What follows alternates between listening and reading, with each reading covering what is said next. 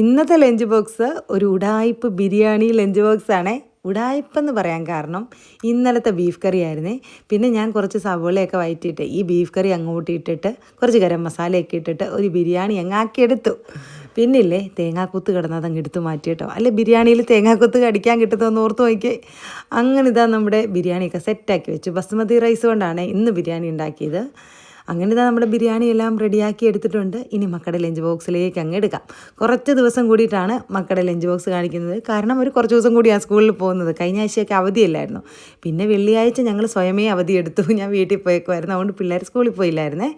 അങ്ങനെ ഇതാ നമ്മൾ നമ്മുടെ ബിരിയാണിയൊക്കെ സെറ്റാക്കി എടുത്ത് ലഞ്ച് ബോക്സിലേക്ക് എടുക്കുകയാണ്. നല്ല ചൂടോടുകൂടി അങ്ങ് പാക്ക് ചെയ്തെടുക്കുകയാണ്. സത്യം പറഞ്ഞാൽ എന്നും വെക്കുന്ന അത്ര ഒരു ടേസ്റ്റ് കിട്ടിയില്ലേ. കാരണം എനിക്ക് തോന്നുന്നത് ഞങ്ങൾ എന്നും ചെറിയ കൈമാ റൈസില്ലേ അത് വെച്ചിട്ടാണ് ബിരിയാണി വെക്കുന്നത്. ഞാൻ സാധാരണ ഇങ്ങനെ ഈ വലിയ റൈസ് കൊണ്ട് വെക്കാറില്ല. അതുകൊണ്ട് എനിക്ക് അത്ര ഇഷ്ടപ്പെട്ടില്ല. ഞങ്ങൾക്ക് കുഞ്ഞ് റൈസിന് ബിരിയാണിയാണ് ഇഷ്ടം.